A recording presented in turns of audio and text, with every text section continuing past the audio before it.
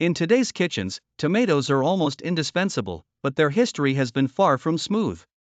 From being questioned as ornamental plants to becoming a beloved ingredient, the story of the tomato is a fascinating journey through botanical confusion, cultural prejudice, and culinary evolution. Let's delve into the detailed and intriguing process of how tomatoes went from being doubted to eventually accepted in Europe.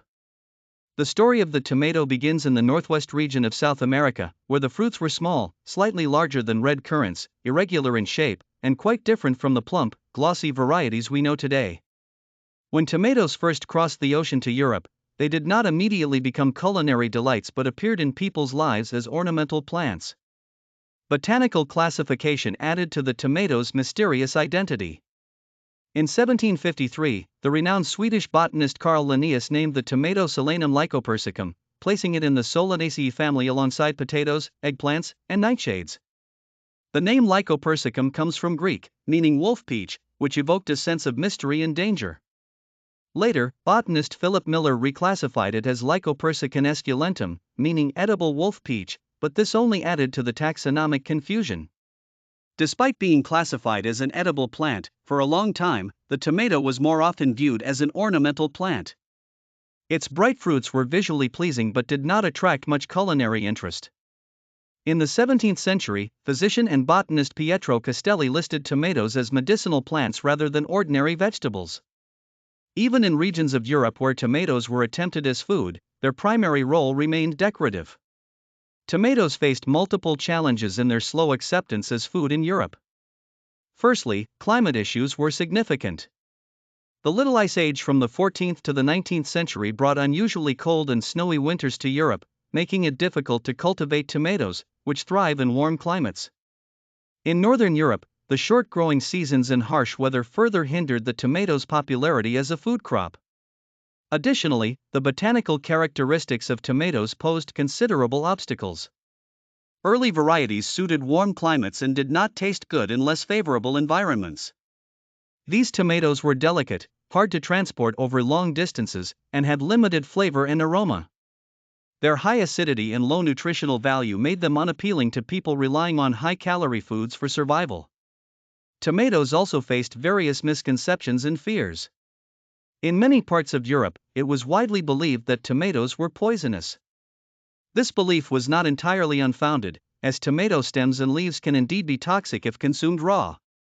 Furthermore, the tomato's resemblance to some toxic nightshade plants, including the infamous mandrake, heightened suspicions. Religious and cultural prejudices further influenced the acceptance of tomatoes. In some circles, tomatoes were considered suspicious or even evil fruits. In 1628, Paduan physician Giovanni Domenico Sala described tomatoes and eggplants as strange and fearful things that only a few imprudent people dared to eat. These early European perceptions were shaped by medical beliefs, culinary traditions, and religious concerns. The vivid red color and unique appearance of tomatoes did not help dispel these doubts. They were seen by many as too exotic and untrustworthy. There were even absurd claims that the smell of tomatoes could drive people insane or cause teeth to fall out.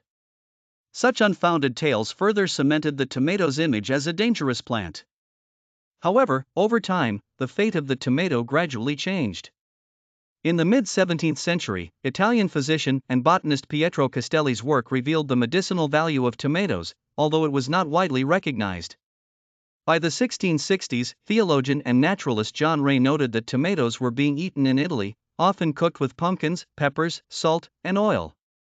Ray even suggested that applying tomatoes externally might help treat scabies. One key breakthrough was achieved by New York's Dr. T.J. Hand, who crossbred cherry tomatoes with large varieties, developing the trophy tomato. This variety featured solid flesh, rich juice, few small seeds, and an appealing taste.